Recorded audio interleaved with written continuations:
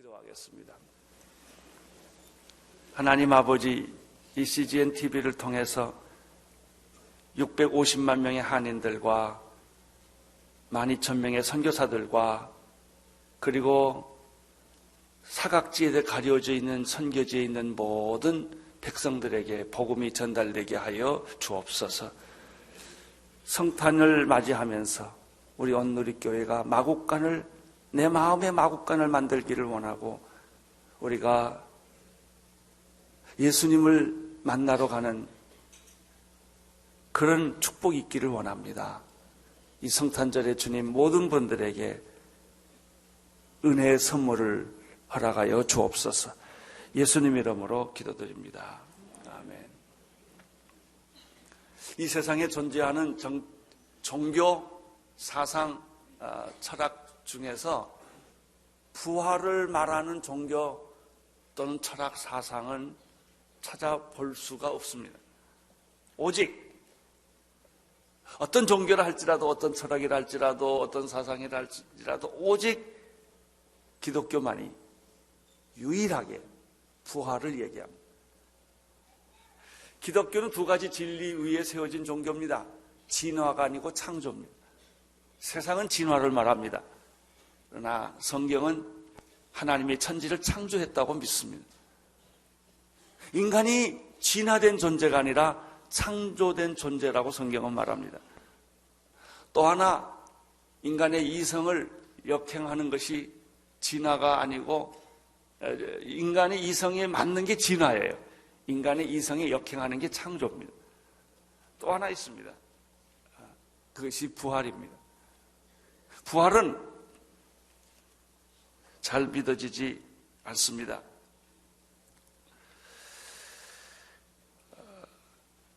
(2000년이) 지나도록 부활은 증언되고 있죠.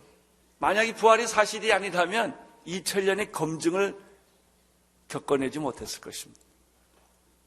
이 긴 역사 속에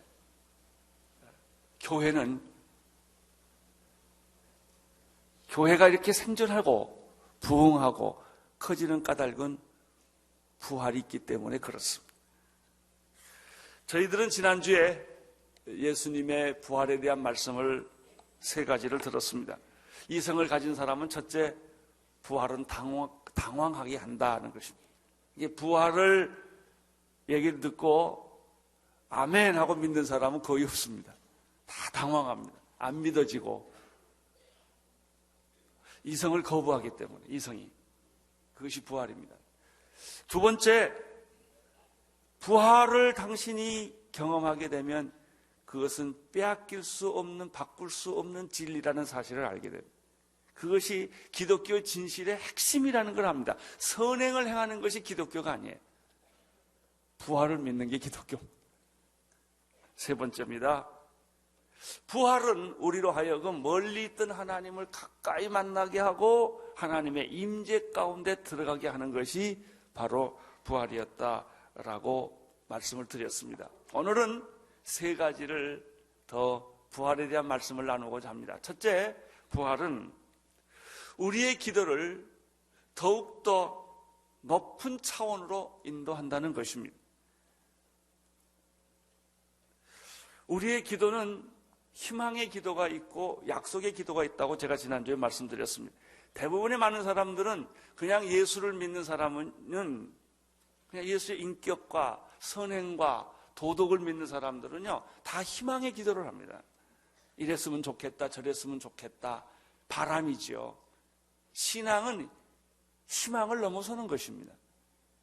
그런데 부활하신 예수님을 만나게 되면 그 기도는 하나의 기대하는, 희망하는 기도에서, 목마른 기도에서 약속의 기도로 바꿔지는 것이죠.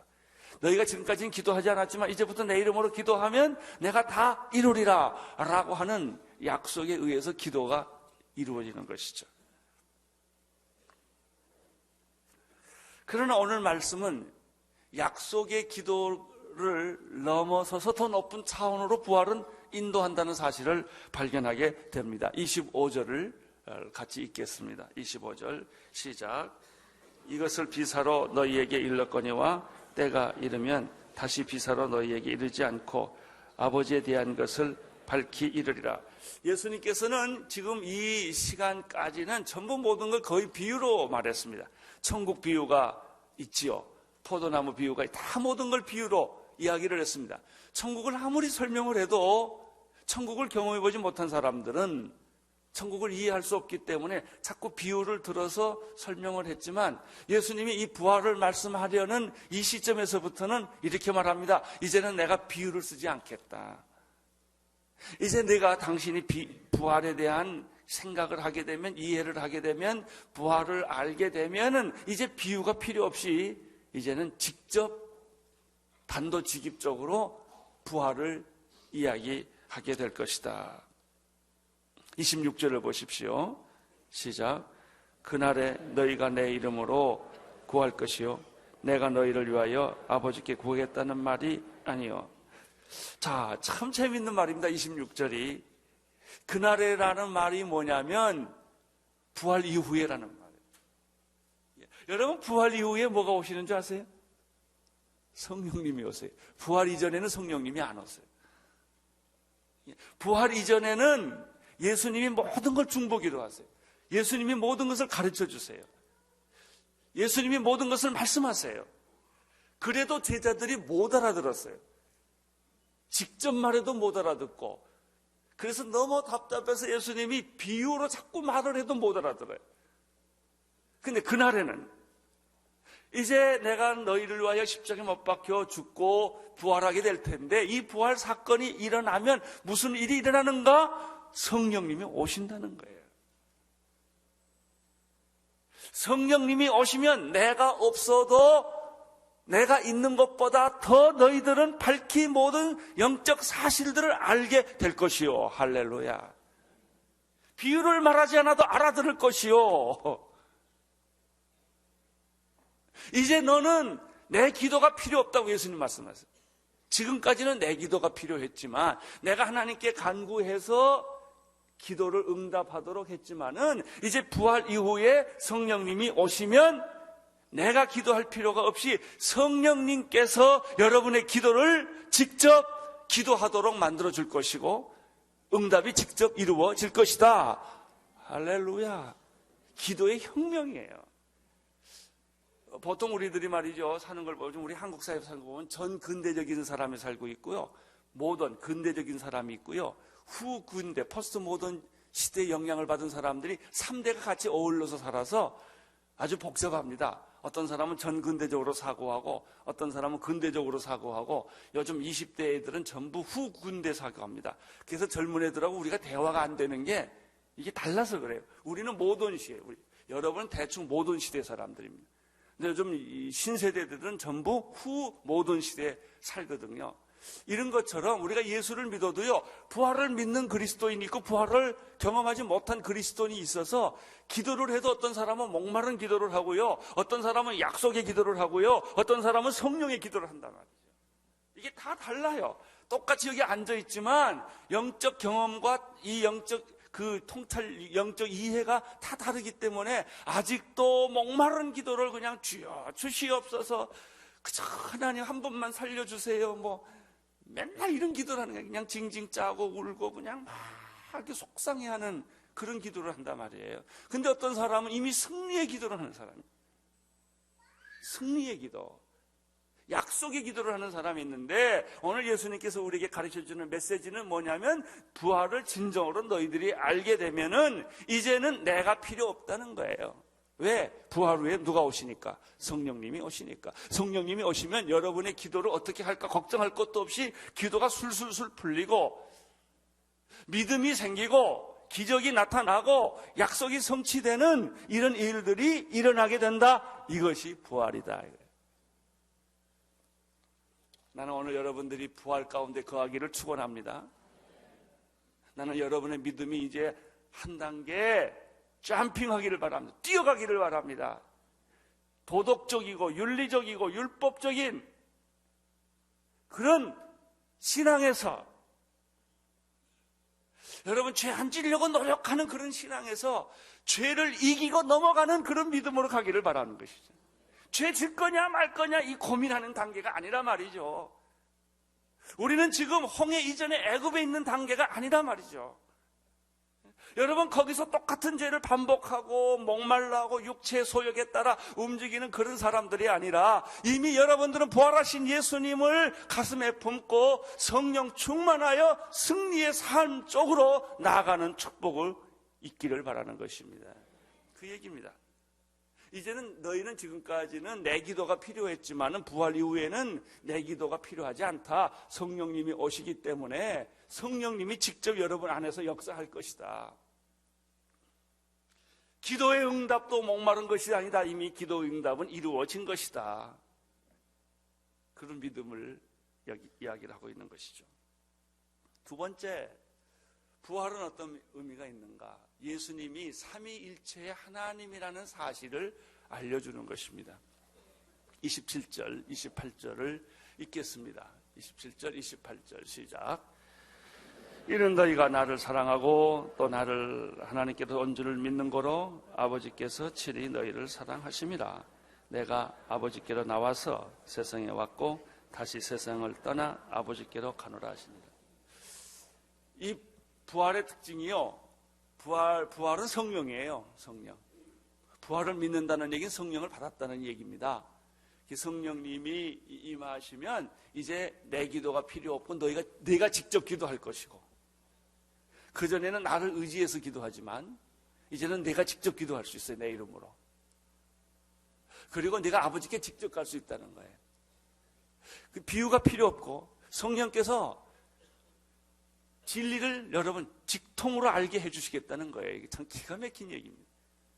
두 번째는 예수가 하나님의 아들이라는 사실을 알게 된다는 것입니다. 그 예수가 하나님의 아들이라는 사실을 알게 되는 분기점이 뭐냐? 부활이에요. 예수님은 어디서 와서 무엇을 하다 어디로 가시는 분일까? 예수는 하나님으로부터 와서 하나님의 일을 한다는 것까지는 알아요. 그러나 하나님께로 돌아간다는 것은 사람들이 잘 이해를 못해요. 왜? 부활이 없기 때문에. 부활이 있으면, 부활의 생각이 있으면, 예수님이 죽었다가 다시 살아서 아버지께로 돌아간다는 생각으로 연결이 되는 거예요. 과거와 현재와 미래가 연결돼요. 여러분의 고민이 뭔지 아세요? 과거도 있고 현재도 있는데 미래가 연결 안 돼서 그래요. 과거 때문에 괴로워해요, 여러분. 대부분 사람들. 현재는 목말라 해요. 그럼 뭐가 남아요? 미래가 있는 거예요. 미래는 안 보인단 말이죠. 미래가 연결이 안 돼 있으니까 우리의 삶이 조각이 나 있는 거예요.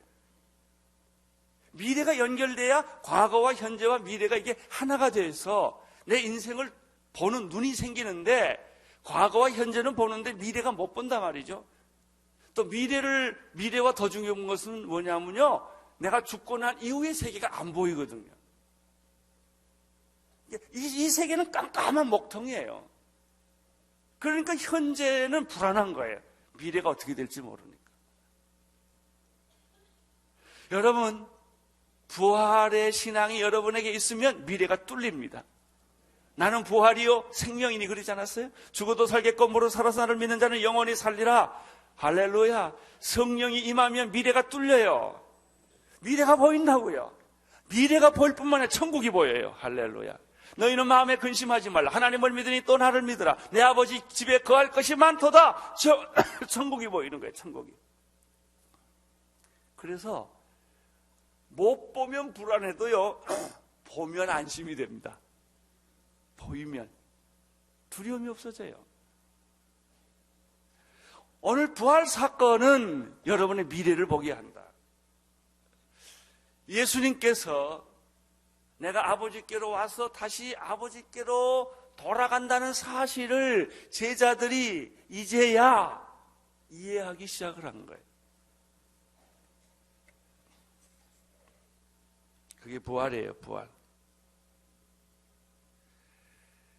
부활은 예수님이 하나님의 아들이요, 예수님이 하나님으로부터 오신 분이라는 영적 깨달음을 줍니다.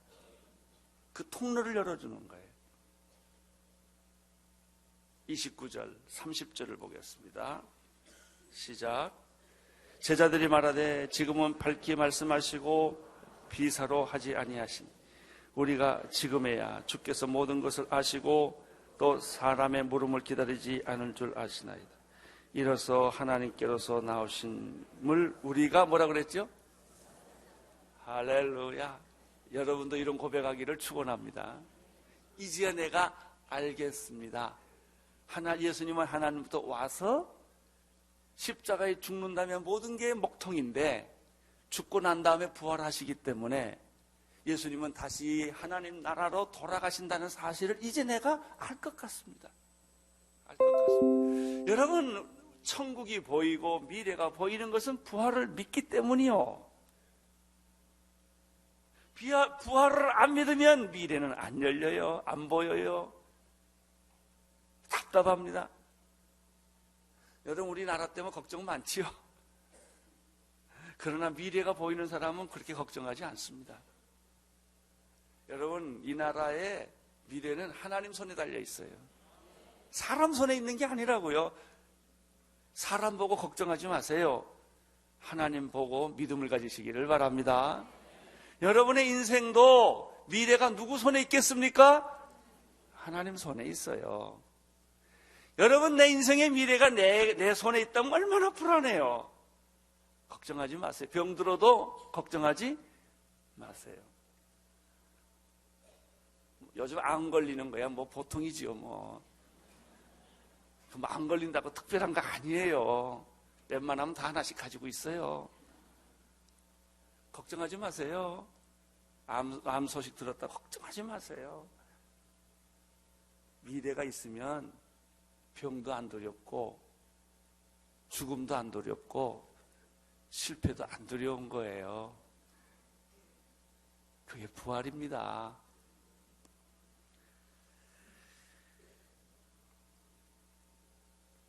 세 번째입니다. 부활은 우리에게 어떤 축복을 주는가? 궁극적인 승리를 주신다고 예수님 말씀하십니다. 31절 32절을 먼저 보겠습니다. 시작. 예수께서 대답하시되 이제 너희가 믿느냐? 보라, 내가 각각 제 곳으로 흩어지고 나를 혼자 둘 때가 오나니 벌써 왔도다. 그러나 내가 혼자 있는 것이 아니요 아버지께서 나와 함께 계시는. 부활 이후에 두 가지 사건이 일어날 것을 예수님 말씀하십니다. 첫째는 너희들이 다 나를 떠날 것이다.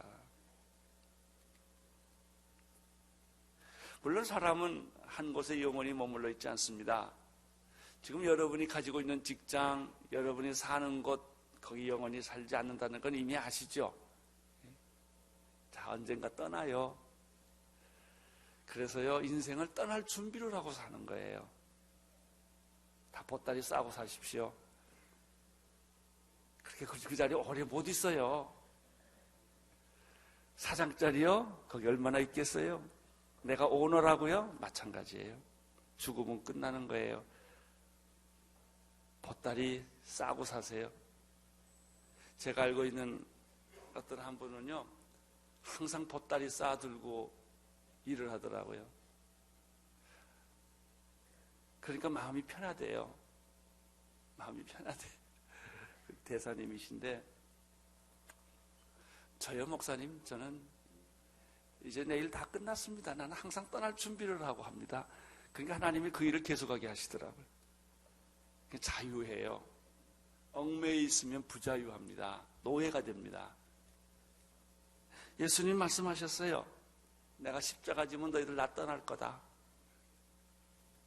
부활을 봐도 떠날 거다 그랬어요. 그러나 놀라지 마라.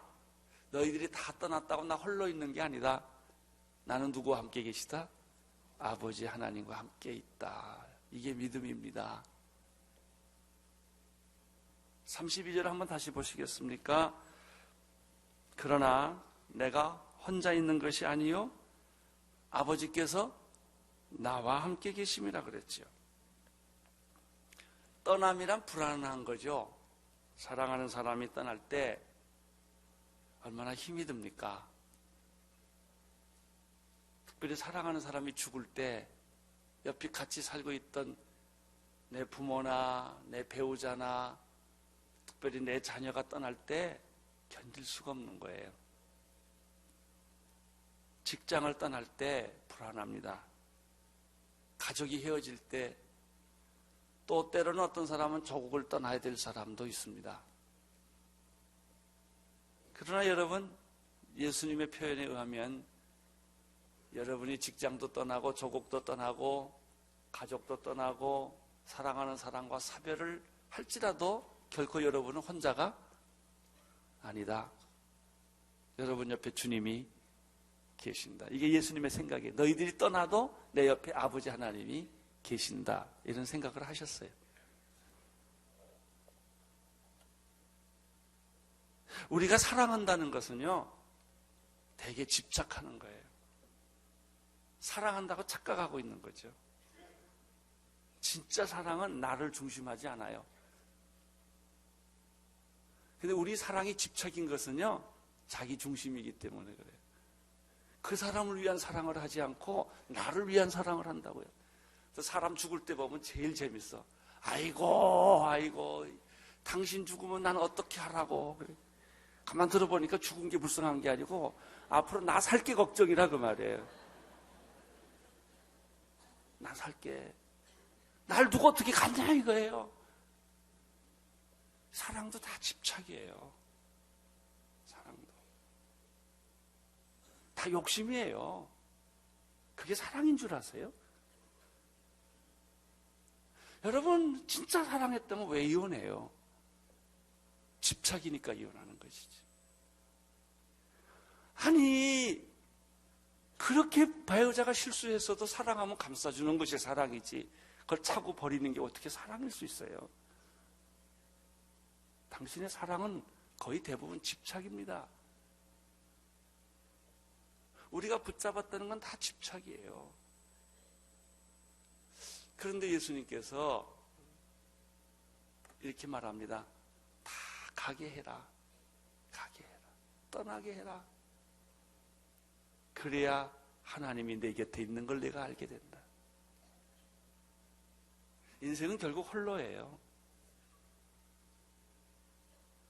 사람 의지하고 조직 의지하고 돈 의지하지 않게 하고요. 그 쥐꼬리만한 명예, 안보장치 이거 하나 붙들고 내 생존하려고 하는 거예요, 인간들이. 여러분, 하나님이 여러분의 안보라는 사실을 기억하시기를 바랍니다. 우리의 영원한 동행자는 하나님 그분이십니다.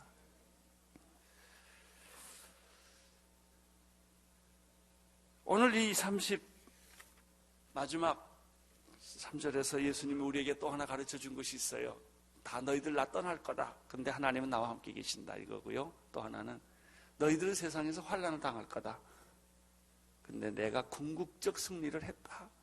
라는 말씀을 33절에서 합니다. 33절을 함께 같이 읽겠습니다. 시작.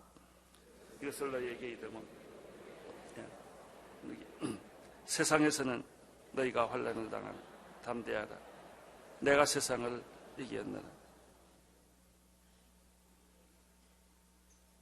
흩어지면 고난이 기다립니다. 너희가 나를 떠나면 환난이 너희를 기다리고 있을 것이다. 우리가 예수를 믿으면 유토피아가 오지 않아요. 예수를 믿는다고 적과 꿀이는 가나안 땅이 탁 전개되지 않는다니까요.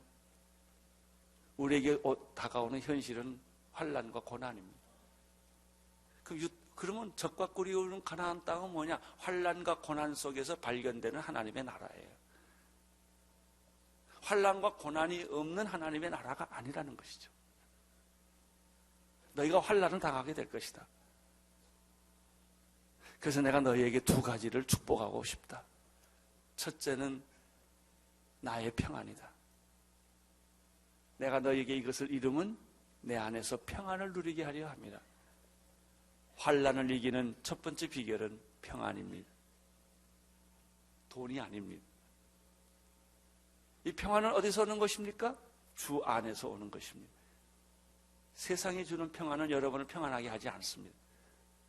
주님이 주시는 평안이 여러분을 환난을 이기게 하는 평안입니다. 실패를 이기게 하는 평안입니다. 배신과 분노 속에서 갈등할 때 주님의 평안은 여러분을 평안하게 만듭니다. 따라서 이 환난 속에서 우리가 가져야 될 두 가지, 첫째는 평안이라는 거예요. 내가 이것을 너에게 이름은 주 안에서 평안을 누리게 하려 합니다. 두 번째입니다. 담대하라. 담대하라. 너희가 환난을 당하지만은 담대하라. 내가 세상을 이겼노라. 이길 것이라가 아닙니다. 우리는 전쟁에서 승리할 것이 아니라 승리한 전쟁 안에 있는 것입니다. 이제 승리하는 게 아닙니다. 이미 승리했습니다. 승리했습니다. 내 평안을 내가 너희에게 주노니 이 평안은 세상이 주는 평안과 다른 것이다. 너희가 환난을 당하나 너희가 고난을 겪고 어려움을 겪고 위기를 겪지만 두려워 말라. 내가 너희에게 나의 평안을 주겠다.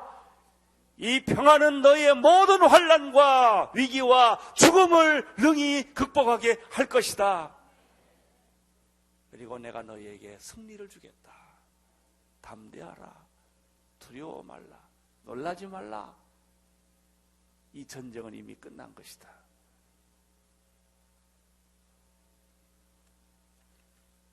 담대하라. 내가 이겼노라. 할렐루야. 금년 한 해를 이 두 단어로 지내시기를 바랍니다. 주님의 평안으로 환난을 이기십시오. 주님의 승리로 환난을 정복하십시오. 기도하겠습니다. 하나님 아버지, 부활의 승리를 주신 주님을 찬양합니다. 우리 안에 주님의 평화와 우리 안에 주님의 승리가 충만한 이 아침이 되게 하여 주옵소서. 예수님 이름으로 기도드립니다.